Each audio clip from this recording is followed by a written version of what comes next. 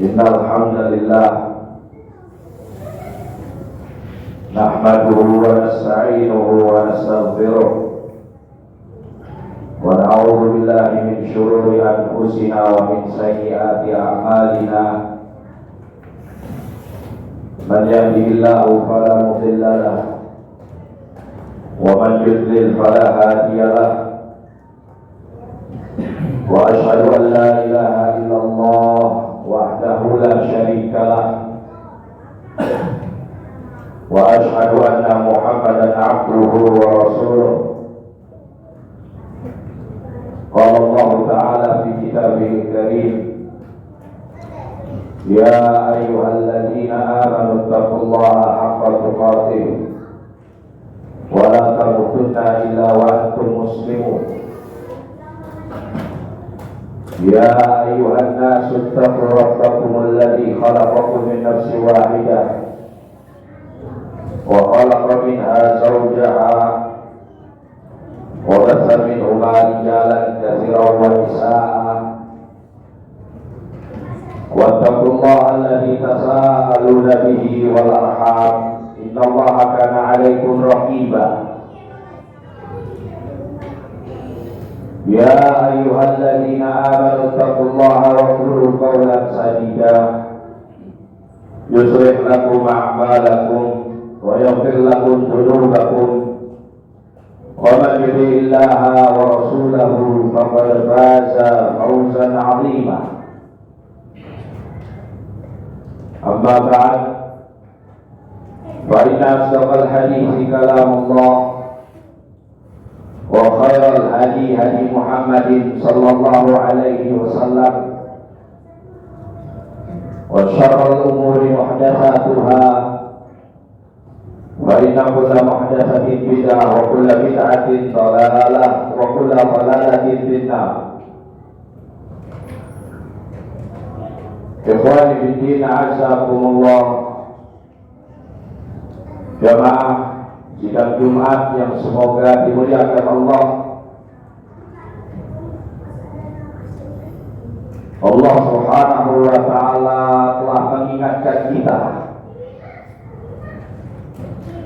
di dalam Al-Quran tentang perkara al-muharramah, perkara-perkara yang diharamkan oleh Allah Subhanahu wa ta'ala. Perkara-perkara yang diharamkan di dalam syariat para nabi dan para rasul seluruhnya. Yang kita tahu perkara yang haram itu hanya ada di antara dua kemungkinan. Kemungkinan yang pertama, dari perkara yang apa yang Allah haramkan di dalam syariatnya. Kemungkinan yang pertama, keharaman itu mudaratnya murni, tidak ada manfaatnya sama sekali. Atau kemungkinan yang kedua, perkara yang diharamkan itu ada manfaatnya, ada untungnya, ada kebaikannya di satu sisi, akan tetapi lebih banyak mudaratnya. Ada untungnya tapi lebih banyak buntutnya. Ini perkara-perkara yang diharamkan oleh Allah Subhanahu wa ta'ala. Dan al-muharramat ini perkara-perkara yang Allah haramkan, yang Allah larang kita untuk menerjangnya. Allah sebutkan di dalam firman-Nya. Allah berkata, "Qul," katakan hai Muhammad sallallahu alaihi wasallam, Innama harrama rabbiyal fawahisha ma zahara minha wa ma batan. Rabbu, yakni Allah, hanyalah mengharamkan al-fawahish, perbuatan-perbuatan yang fahisyah, perbuatan yang keji. Ma zahara minha wa ma batan, baik yang tampak maupun yang tersembunyi. Wal ithma wal baghya bi ghairil haqqi, dan juga yang Allah haramkan adalah al-ithma wal baghi, yaitu dosa-dosa serta perbuatan kezaliman bi ghairil haqq, dengan tanpa haknya, mengambil hak orang lain dengan cara yang tidak benar. Ini juga keharaman yang Allah larang kepada kita dan umat-umat sebelum kita. Wa an tusyriku billah, dan juga perkara yang Allah haramkan, yaitu kalian menyekutukan Allah, berbuat syirik dengan selainnya. Malam yunazzil bihi sultana, yang Allah tidak turunkan baginya hujjah atau alasan pembenaran atas perbuatan syirik. Wa an taqulu 'ala Allahi ma la ta'lamun, dan juga yang Allah haramkan, yang Allah larang, yaitu kalian berbicara tentang Allah dengan apa yang kalian tidak ketahui ilmunya, apa yang kalian tidak mengerti. Kalian bicara tentang Allah. Ini yang Allah sebutkan dari perkara al-muharram yang menjadi larangan bagi kita dan juga umat-umat sebelum kita. Kata Syekhul Islam Ibnu Qayyim al-Jauziyah rahimahullah ketika menjelaskan ayat ini, beliau rahimahullah mengatakan, warattabal muharramat arba' maratib. Di dalam ayat ini Allah menyebutkan keharaman terbagi dalam 4 tingkatan. Tingkatan yang pertama, dari keharaman yang paling ringan, yaitu al-fawahish, perbuatan-perbuatan keji, dari dosa dan maksiat, kedurhakaan kepada Allah, ma zahara minha wa ma batan, apa yang tampak dan yang tersembunyi. Ini keharaman yang paling ringan. Dikatakan ringan karena untuk menebus keharaman ini cukup dengan bertaubat kepada Allah dengan taubatan nasuha, taubat yang jujur, yang shadiqah, bukan taubat yang dusta. Setiap kali kita jatuh pada perbuatan dosa dan maksiat kepada Allah, langsung kita tebus dengan beristighfar kepada Allah, bertaubat kepada Allah. Rabbi inni zalamtu nafsi zulman katsira, ya Allah, aku telah menzalimi menganiaya diriku sendiri dengan kezaliman yang teramat banyak. Ampunilah aku. Dia tobat kepada Allah dengan sungguh-sungguh, bukan tobat yang dusta. Maka Allah akan ampuni dosa. Selesai perkara. Ini keharuman yang paling ringan. Keharuman yang kedua, dan ini tingkatan yang lebih berat dari yang pertama, wal isma wal bagyah bi ghairil haq, yaitu dosa-dosa yang menyangkut hak orang lain, menggunjing orang, menggibahi orang, melanggar darah orang lain, kehormatan orang lain, merampas harta orang lain. Dosa keharuman yang lebih berat dari dosa yang pertama, dari keharuman yang pertama. Karena dalam keharuman yang kedua ini, untuk menebus perbuatan dosa yang dia lakukan, wajib baginya istihlal, minta penghalalan dari orang yang dia zalimi hartanya, darahnya, kehormatannya. Kalau orang yang dia zalimi menghalalkannya, memaafkannya, selesai perkara. Namun kalau orang yang dizalimi itu tidak mau memaafkan, maka dia mengancam, saya akan selesaikan perkaranya di akhirat di hadapan Allah. Maka dosanya akan diselesaikan di hadapan Allah pada hari kiamat.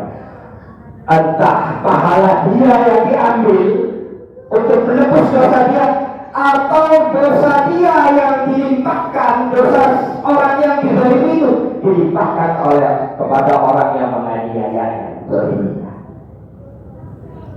Ini tingkatan keharuman yang kedua, yang lebih berat dari yang pertama. Kemudian tingkatan keharuman yang lebih berat lagi, wa antusyriku billah ma lam yunazil bihi sultana. Engkau berbuat syirik kepada Allah, menyekutukan Allah, mensejajarkan Allah dengan makhluk, menyamakan Allah dengan keris. Ya, keris itu diyakini bisa mendatangkan manfaat dan menolak mudarat.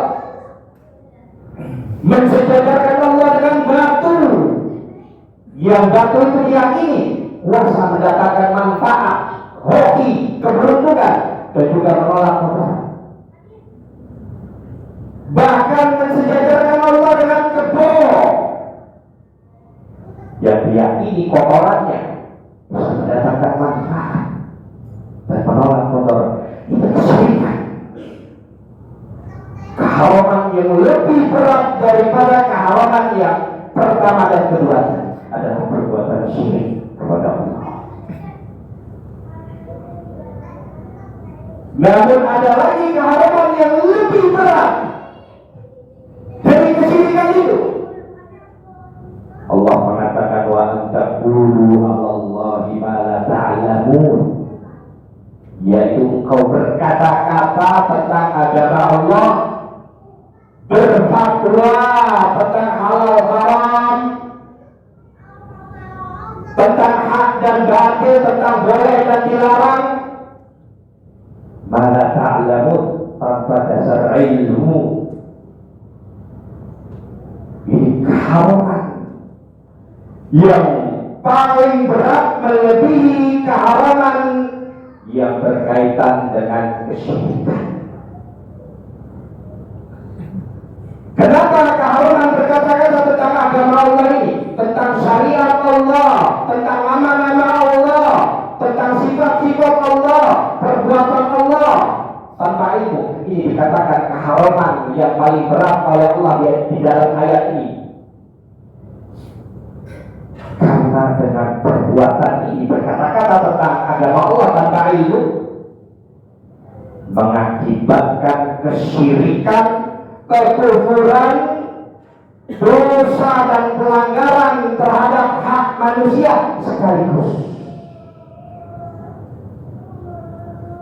Orang bisa terjerumus dalam kesyirikan, kekufuran, kezaliman sekaligus. Penyebabnya karena berkata, berfatwa tentang agama Allah tanpa ilmu. Maka Allah mengatakan di dalam ayat yang lain, wala taqulu lima tasifu alsinatikum al-kadhiba hadza halal wa hadza haram litaftaru 'ala Allahi al-kadhiba. Dan janganlah kalian mengatakan tentang apa yang dilontarkan oleh lisan kalian secara dusta. Hadza halal, ini halal perkaranya, padahal haram. Wa hadza haram, ini haram, enggak boleh, padahal halal. Ditaftaru 'ala Allahi kadziban, yaitu untuk mengadakan kebohongan, mengada-ada kebohongan. Ditaftaru 'ala Allahi kadziban, mengada-adakan kebohongan atas nama Allah, padahal Allah tidak pernah mengatakan. Maka Allah mengatakan sesungguhnya orang-orang yang mengada-ada kebohongan itu, berkata tentang agama Allah tanpa ilmu itu, mata'un qalil walahum adzabun alim. Orang-orang yang mengada-ngada kebohongan atas nama Allah tidak akan beruntung, akan tetapi terjadi demikian di dunia, dia mendapatkan mata'un qalil, kesenangan yang sedikit, walahum adzabun alim, dan kelak mereka akan mendapatkan azab Allah yang pedih pada hari kiamat. Wa salli wa sallim ala nabiyyina Muhammad wa ala alihi wa sahbihi ajma'in. Allahumma taqabbal minna innaka antas sami'ud du'a.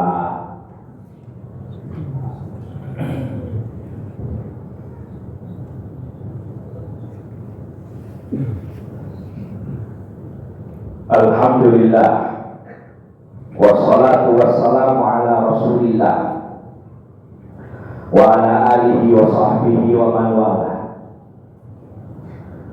Ikhwani fillah, azakumullah. Jamaah sidang Jumat yang semoga dimuliakan Allah. Al-Imam Al-Bukhari rahimahullah menyusun satu bab di dalam kitab sahih beliau yang Sahih Al-Bukhari. Disebutkan judul bab itu bab tentang al-ilmu qabla al-qawli wal amal, yaitu bab berilmu sebelum berkata dan beramal. Yang ini sebagai penekanan bagi kita umat Islam tentang keharusan dalam menjalankan agama ini harus di atas ilmu, di atas Al-Quran wa Sunnah, di atas bimbingan para ulama salafus saleh, harus di atas ilmu sebelum berkata dan beramal. Supaya apa? Kita selamat dari sikap ikut-ikutan dalam beragama, supaya kita terjaga dari kejahilan, kebodohan, sebagaimana masyarakat jahiliyah yang berlaku, berucap, bertindak, berbuat atas dasar kejahilannya, supaya kita selamat dari kesesatan. Ini tujuan kita berilmu sebelum berkata dan beramal. Dan ini yang Allah perintahkan di dalam Al-Quran, fa'lam annahu la ilaha illallah wastaghfir li dhanbi. maka berilmulah dirimu sebelum engkau menyatakan la ilaha illallah. Engkau harus menyatakan keimananmu, menyatakan keiman tauhid harus di atas dasar ilmu, bukan ikut-ikutan. Apa kata orang la ilaha illallah ikut, apa kata masyarakatnya begini ikut, apa kata tradisinya begitu jalankan. Bukan demikian. Kita diajari oleh Allah dan Rasulnya adalah berislam. Oleh karena itu agama kita, agama Islam, agama yang sangat menekankan ilmu bagi setiap individunya. Apapun profesinya, apapun jabatannya, apapun status sosial dia, tetap yang namanya orang Islam, kaum muslimin wajib belajar berilmu sebelum berkata dan beramal. Inilah yang kita minta selalu dalam sholat kita. Ihdinas siratal mustaqim. Ya Allah, tunjukilah kami kepada jalan yang lurus, yaitu jalan di atas ilmu dan amal. Siratal ladzina an'amta 'alaihim, yaitu jalannya orang-orang yang kau beri nikmat ya Allah, yaitu jalannya orang-orang yang beramal, beriman di atas ilmu dan pemahaman yang benar. Ghairil maghdubi 'alaihim, bukan jalannya orang-orang yang kau murkai. Siapa yang Allah murkai dalam ayat ini? Al-Yahud, orang-orang Yahudi. Kenapa Allah murkai mereka? Karena mereka sibuk berilmu, tahu kebenaran, tapi tidak mau mengikuti kebenaran itu. Tahu ilmunya, tapi tidak mau beramal dengannya. Sehingga Allah murkai mereka. Walaqali, dan juga bukan jalannya orang-orang yang sesat. Siapa orang-orang yang sesat yang Allah sebutkan di sini? An-Nasara, yaitu orang-orang Nasrani yang mereka sibuk beramal, sibuk beribadah bila ilmu tanpa dasar ilmu. Jadi kita minta kepada Allah sehari semalam, ihdinas siratal mustaqim, siratal ladzina an'amta 'alaihim. Maknanya kita berdoa kepada Allah, kiranya Allah menunjuki kita kepada jalan orang-orang yang berilmu dan beramal dengan ilmunya, bukan jalannya orang-orang yang Allah murkai, orang-orang yang tahu kebenaran tetapi tidak mau mengikutinya, bukan pula jalannya orang-orang yang sesat, yang sibuk berilmu, sibuk beramal, sibuk beribadah tanpa tahu ilmunya. Wassalli wa sallimu ala nabiyyina Muhammad wa ala alihi wa sahbihi ajma'in. Allahumma salli ala Muhammad wa ala ali Muhammad kama shallaita ala Ibrahim wa ala ali Ibrahim innaka Hamidum Majid. Wa barik ala Muhammad wa ala ali Muhammad kama barakta ala Ibrahim wa ala ali Ibrahim innaka Hamidum Majid. Allahumma ighfir lil muslimina wal muslimat al-ahya'i minhum wal amwat. Allahumma arzuqna qalban khashi'a wa lisanan dzakira wa 'ilman nafi'a wa 'amalan mutaqabbala birahmatika ya arhamar rahimin. Allahumma arzuqna al-huda wat-tuqa wal-'afaf wal-ghina. Allahumma arzuqna 'ilman nafi'a wa rizqan thayyiban wa 'amalan mutaqabbala birahmatika ya arhamar rahimin. Rabbana hab lana min azwajina wa dhurriyyatina qurrata a'yun waj'alna lil muttaqina imama. Rabbana atina fid dunya hasanah wa fil akhirati hasanah wa qina adzabannar. Wa sallallahu ala nabiyyina Muhammad wa ala alihi wa sahbihi ajma'in. Wassalamu alaikum warahmatullahi wabarakatuh.